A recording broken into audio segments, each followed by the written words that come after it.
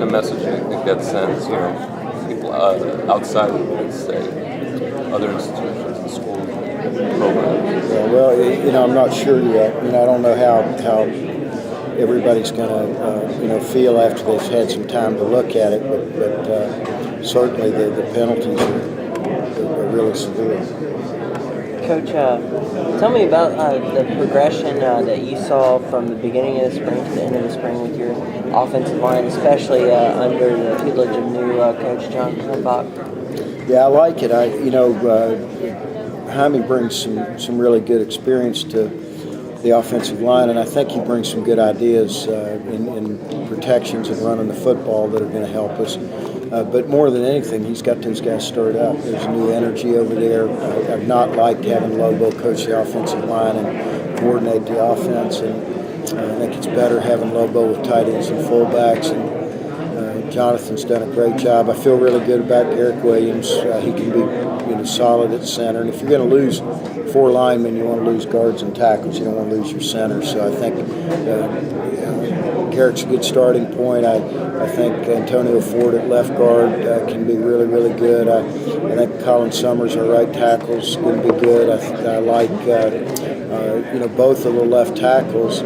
Stephen Chase and Frank Souza can play. So we've got to probably bump Frank down into guard to the right guard position, or Stephen, one of those two. But I feel pretty good that we've got 5 guys coming back in August that we can win with. Our concerns can be finding a third tackle, finding a third guard, and a backup center. And we're not sure who any of those guys might be right now, but I think going into August, I feel like we can put a starting 5 out there that can get the job done.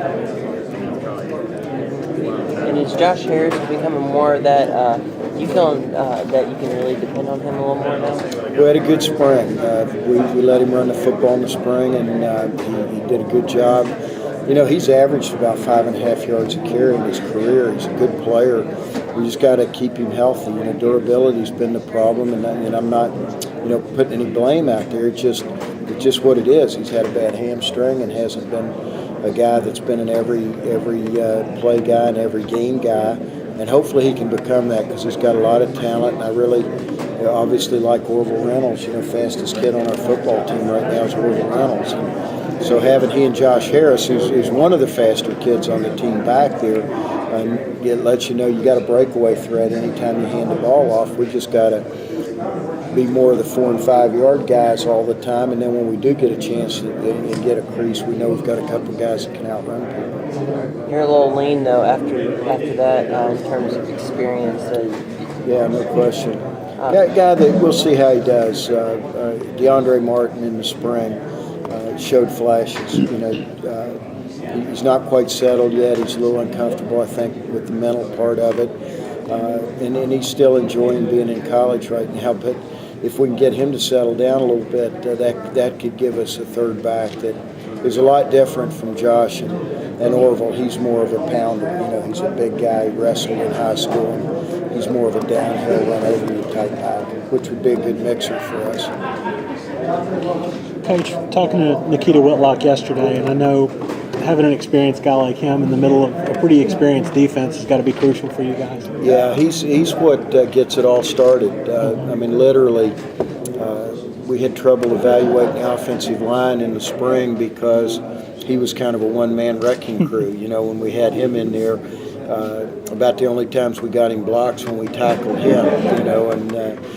If we had some solo tackles out of the offensive line, or maybe team tackles out of the offensive line, we got him blocked. But he's where it starts, and we're going to move him around quite a bit, let him run to the football. And I think, one deep, this defense has got a good feel to it. It's the first time in a couple years that I felt like we got a chance to go back to kind of defenses we had when Curry and Arnu and Vaughn and KP and Fonzo and those guys were here. So we'll see. We're not as experienced. We're really young, but we got a bunch of guys that have good foot speed that can run to the football. It starts with Nikita Whitlock. He's pretty special up front. Jim, did you get another offensive lineman back that you didn't know if you were going to have? Stephen Chase is back. We didn't let him go through spring.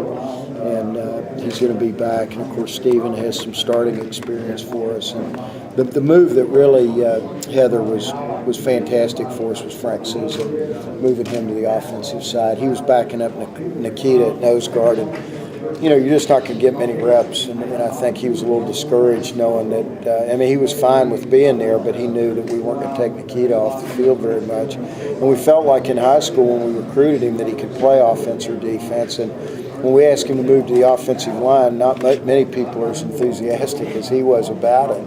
And just in a very short amount of time, it was obvious he has the talent to be a really good one for us. So I think we've hit a home run with Frank. And with Stephen coming back, that gives us some flexibility. One of those two guys can bump into that right guard position, whether it's Frank or Stephen, I'm not sure. I'm sure whoever Jaime feels like is the best pass protector, the other guy probably goes to guard. But So that situation difference is big time. I think we got 5 we can win with.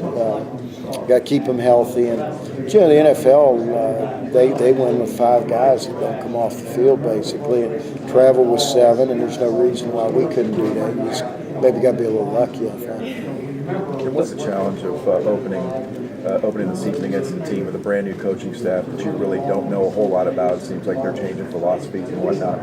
Yeah, it's a problem for us. I think on both sides of the ball, you don't know how much Turner wants to change things at Liberty.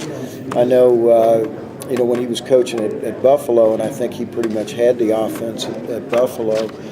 They were more of an eye too tight football team and liked running the football. When he got to Kansas, they became kind of a fun and gun 5 wide kind of deal.